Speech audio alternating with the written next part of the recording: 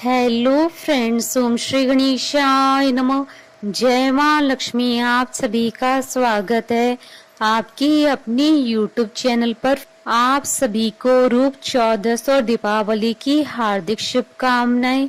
Friends, आज हम आपको इस वीडियो में बताने जा रहे हैं नरक चतुर्दशी, जिसे रूप चौदस, काली चौदस के नाम से भी जाना जाता है, का शुभ मुहूर्त, पूजा विधि, महत्व, कथा और नियमों के बारे में।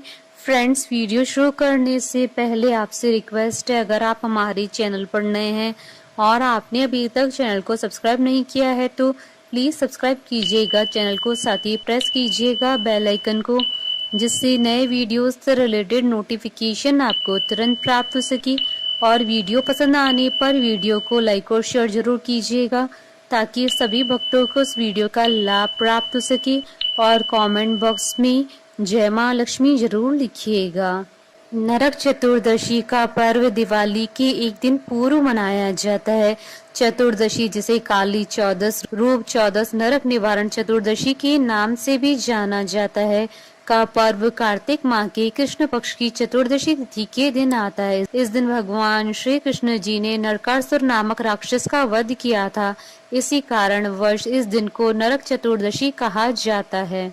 सनातन धर्म के अनुसार नरक चतुर्दशी के दिन सूर्योदय से पूर्व उठकर स्नान करने की परंपरा है, जिसके बाद चंदन का उपटन और तिल के तेल को शरीर पर लगाया जाता है। नहाने के बाद भगवान सूर्य को अर्घ्य दिया जाता है। इस दिन धर्मराज यम की पूजा की जाती है।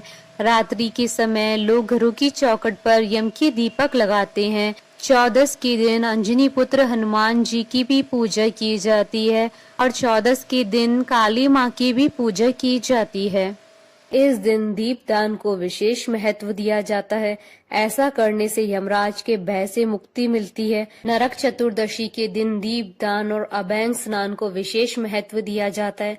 माना जाता है कि ऐसा करने से अकाल मृत्यु का भय समाप्त हो जाता है और शरीर भी स्वस्थ रहता है। जिस घर में नरक चतुर्दशी के दिन मुख्य द्वार पर तेल का दीपक जलाया जाता है, उस घर में यमराज प्रवेश नहीं करते हैं और न ही उस घर के लोगों को किसी प्रकार का भय सताता है। शास्त्रों के अनुसार नरक चतुर्दशी पर अभंग स्नान करने वाले व्यक्ति को नरक के दोषों से मुक्ति मिलती है और उसके जीवन के सभी पाप समाप्त होते हैं। इस दिन तिल के तेल की मालिश करना भी शुभ माना जाता है। ऐसा करने से शरीर स्वस्थ रहता है। नरक चतुर्दशी को रूप चौदस के नाम से भी जाना जाता है। इस दिन लेप और उपटन करने से रूप में निखार आता है। माना जाता है कि इस दिन जिस घर के मुख्य द्वार पर दीपक जलाया जाता है, उस घर में यमराज कभी प्रवेश नहीं कर पाते हैं। रूप चौदस सौंदर्य को निखारने का दिन है। भगवान की भक्ति व पूजा के साथ खुद की शरीर की देखभाल भी जरूरी होती है। ऐसे में रूप चौदस का यह दिन स्वास्थ्य के साथ सुंदरता और रूप की आवश्यकता का संदेश देता है। जिस प्रकार महिलाओं के लिए सुहाग पड़वा का स्नान माना जाता है, उसी प्रकार रूप चौदस पुरुषों के लिए शुद्धि का स्नान माना गया है।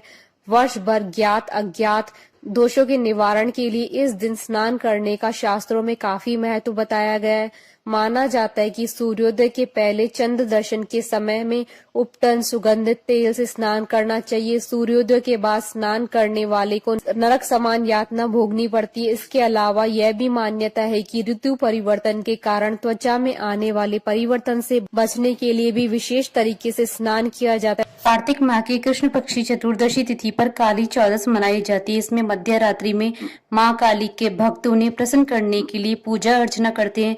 साल 2024 में रूप चौदस अर्थात नरक चतुर्दशी का पर्व 30 और 31 अक्टूबर बुधवार और गुरुवार दोनों दिन है। 30 अक्टूबर 2024 को छोटी दिवाली, रूप चौदस, काली चौदस और हनुमान पूजा का पर्व मनाया जाएगा। वहीं नरक चतुर्दशी के दिन अभ्यंग स्नान 31 अक्टूबर 2024 को किया जाएगा।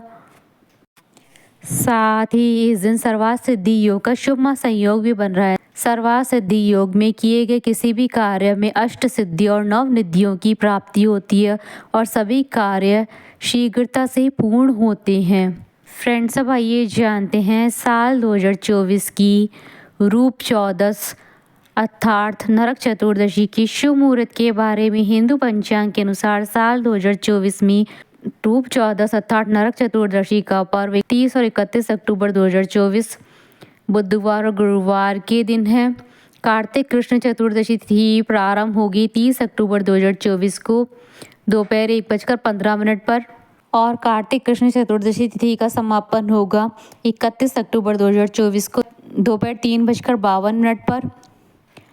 अभ्यंग स्नान का समय रहेगा 31 अक्टूबर 2024 को सुबह 5:24 से सुबह 6:36 तक। कुल अवधि 1 घंटा 12 मिनट है और चंद्रोदय का समय रहेगा सुबह 5:24 पर। काली चौदस के दिन निशिता काल पूजन का समय रहेगा 30 अक्टूबर 2024 को रात्रि 11:45 से रात्रि 12:36 तक। कुल अवधि 51 मिनट है और दिन सर्वात सिद्धि योग का प्रारंभ होगा सुबह 6:35 से रात्रि 9:43 तक। फ्रेंड्स, अब आइए जानते हैं नरक चतुर्दशी के नियमों के बारे में। शास्त्रोक्त नियम। 2 विभिन्न परंपराओं के अनुसार कार्तिक मास की कृष्ण पक्ष की चतुर्दशी को नरक चतुर्दशी मनाई जाती है। कार्तिक कृष्ण पक्ष की चतुर्दशी के दिन चंद्रोदय या सूर्योदय सामान्यतः 1 घंटे 36 मिनट पहले का समय होने पर नरक चतुर्दशी मनाई जाती है। हालांकि सूर्योदय पर चतुर्दशी मनाने का विधान सबसे ज्यादा प्रचलित है। यदि दोनों दिन चतुर्दशी तिथि सूर्योदय अथवा चंद्रोदय का स्पर्श करती है तो नरक चतुर्दशी पहले दिन मनाने का विधान है। इसके अलावा अगर चतुर्दशी तिथि सूर्योदय या चंद्रोदय का स्पर्श नहीं करती है तो भी नरक चतुर्दशी पहले दिन ही मनानी चाहिए। नरक चतुर्दशी के दिन सूर्योदय से पहले चंद्रोदय या फिर सूर्योदय होने पर अभ्यंग स्नान और यम तर्पण करने की परंपरा है। फ्रेंड्स, अब आइए जानते हैं नरक चतुर्दशी की पूजन विधि के बारे में। नरक चतुर्दशी के दिन प्रातः काल सूर्योदय से पहले स्नान करने का महत्व है। इस दौरान तिल के तेल से शरीर की मालिश करनी चाहिए। इसके बाद अपामार्ग यानी चिरचरा को सिर के ऊपर से चारों ओर 3 बार घुमाएं। नरक चतुर्दशी के से पहले कार्तिक कृष्ण पक्ष की अहोई अष्टमी के दिन 1 लोटे में पानी भरकर रखा जाता है और नरक चतुर्दशी के दिन इस लोटे का जल नहाने के पानी में मिलाकर स्नान करने की परंपरा है। मान्यता है कि ऐसा करने से नरक भय से मुक्ति मिलती है। स्नान के बाद दक्षिण दिशा की ओर हाथ जोड़कर यमराज से प्रार्थना करें। ऐसा करने से मनुष्य द्वारा वर्ष भर किए हुए पापों का नाश हो जाता है। इस दिन यमराज के निमित्त तेल का दिया घर के मुख्य द्वार के बाहर की ओर लगाएं। नरक चतुर्दशी के दिन शाम के समय सभी देवताओं की पूजन के बाद तेल के दीपक जलाकर घर की चौखट के दोनों ओर, घर के बाहर व कार्यस्थल के प्रवेश द्वार पर रखें। मान्यता है कि ऐसा करने से लक्ष्मी जी सदैव घर पे निवास करती है। नरक चतुर्दशी को रूप चतुर्दशी या रूप चौदस भी कहते हैं, इसलिए रूप चतुर्दशी के दिन भगवान श्री कृष्ण की पूजा करनी चाहिए। ऐसा करने से सौंदर्य की प्राप्ति होती है। इस दिन निशीत काल अर्धरात्रि के समय घर से बेकार सामान को फेंक देना चाहिए। इस परंपरा को दारिद्र्य निसारण कहा जाता है। मान्यता है कि नरक चतुर्दशी के अगले दिन दीपावली पर लक्ष्मी जी घर में प्रवेश करती है, इसलिए दारिद्र्य यानी गंदगी को घर से निकाल देना चाहिए। फ्रेंड्स, अब आइए प्रारंभ करें नरक चतुर्दशी की पौराणिक कथाएं। राक्षस नरकासुर का वध की कथा।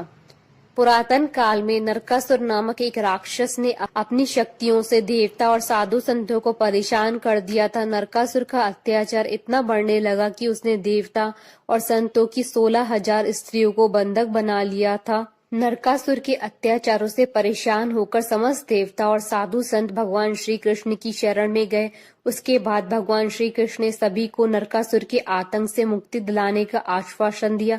नरकासुर को स्त्री के हाथों से मरने का श्राप था, इसलिए भगवान श्री कृष्ण ने अपनी पत्नी सत्यभामा की मदद से कार्तिक मास के कृष्ण पक्षी चतुर्दशी को नरकासुर का वध किया और उसकी कैद से 16,000 स्त्रियों को आजाद कराया। बाद में ये सभी स्त्रियां भगवान श्री कृष्ण की 16,000 पटरानियों के नाम से जानी जाने लगी। नरकासुर के वध के बाद लोगों ने कार्तिक मास की अमावस्या को अपने घरों में दिए जलाए और तभी से नरक चतुर्दशी और दीपावली का त्योहार मनाया जाने लगा। दैत्यराज बलि की कथा। एक अन्य पौराणिक कथा में दैत्यराज बलि को भगवान श्री कृष्ण द्वारा मिले वरदान का उल्लेख मिलता है। मान्यता है कि भगवान विष्णु ने वामन अवतार के समय त्रयोदशी से अमावस्या की अवधि के बीच दैत्यराज बलि के राज्य को 3 कदमों में नाप लिया था। राजा बलि, जो कि परम दानी थे, उन्होंने यह देखकर अपना समस्त राज्य भगवान वामन को दान कर दिया। इसके बाद भगवान वामन ने बलि से वरदान मांगने को कहा। दैत्यराज बलि ने कहा कि हे प्रभु, त्रयोदशी से अमावस्या की अवधि में इन 3 दिनों में हर वर्ष मेरा राज्य रहना चाहिए। इस दौरान जो मनुष्य मेरे राज्य में दीपावली मनाए, उनके घर में लक्ष्मी जी का वास और चतुर्दशी के दिन नरक के लिए दीपों का दान करे, उसके सभी पितृ नरक में न रहे और यमराज उन्हें यातना न दे। राजा बलि की बात सुनकर भगवान वामन प्रसन्न हुए और उन्हें वरदान दिया। इस वरदान के बाद से नरक चतुर्दशी व्रत और पूजन और दीपदान का प्रचलन शुरू हुआ। नरक चतुर्दशी की पौराणिक कथा के अनुसार प्राचीन समय में रंती देव नामक राजा था। वह हमेशा धर्म कर्म के काम में लगा रहता था। जब उसका अंतिम समय आया तब उन्हें लेने के लिए यमराज के दूत आए। उन्होंने कहा कि राजन, अब आपका नरक में जाने का समय आ गया है। नरक में जाने की बात सुनकर राजा हैरान रह गए और उन्होंने यमदूतों से पूछा कि मैंने तो कभी कोई अधर्म या पाप नहीं किया, मैंने हमेशा अपना जीवन अच्छे कार्यों को करने में व्यतीत किया है, तो आप मुझे नरक में क्यों ले जा रहे हैं? इस प्रश्न का उत्तर देते हुए उन्होंने बताया कि एक बार राजन, तुम्हारे महल के द्वार पर एक ब्राह्मण आया था जो भूखा ही तुम्हारे द्वार से लौट गया। इस कारण से ही तुम्हें नरक में जाना पड़ रहा है। यह बात सुनकर राजा ने यमराज से अपनी गलती को सुधारने के लिए 1 वर्ष का अतिरिक्त समय देने की प्रार्थना की। यमराज ने राजा द्वारा किए गए नम्र निवेदन को स्वीकार कर लिया और उन्हें 1 वर्ष का समय दे दिया। यमदूतों से मुक्ति पाने के बाद राजा ऋषियों के पास गए, उन्हें पूर्ण वृतांत विस्तार से सुनाया। यह सब सुनकर ऋषियों ने राजा को एक उपाय बताया, जिसके अनुसार ही उसने कार्तिक माह के कृष्ण पक्ष की चतुर्दशी के दिन व्रत रखा और ब्राह्मणों को भोजन कराया, जिसके बाद उसे नरक जाने से मुक्ति मिल गई। उस दिन से पाप और नरक से मुक्ति हेतु भूलोक में कार्तिक चतुर्दशी के दिन का व्रत का प्रचलन है। रूप चौदस की कथा। भगवान के ध्यान में तल्लीन एक योगी ने समाधि लगाई, लेकिन कुछ ही समय बाद उसके शरीर और बालों में कीड़े पड़ गए। इससे परेशान योगी की समाधि टूट गई। अपने शरीर की दुर्दशा देख योगी को काफी दुख हुआ। इस दौरान नारद जी वहां से वीणा बजाते हुए गुजर रहे थे।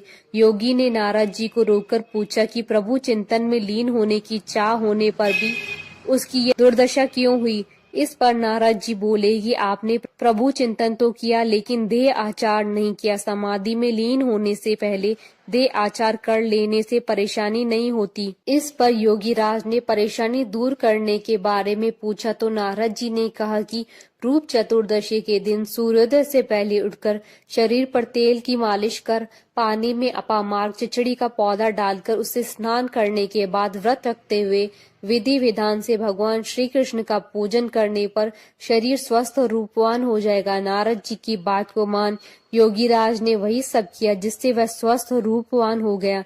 माना जाता है कि उसी वक्त से रूप चौदस या नरक चतुर्दशी मनाने की परंपरा शुरू हुई। बोलिए भगवान श्री गणेश जी की जय, माता लक्ष्मी जी की जय, भगवान श्री कृष्ण की जय। हमारे साथ इस वीडियो में अंत तक बने रहने के लिए आपका धन्यवाद। ओम श्री गणेशाय नमः। जय माँ लक्ष्मी।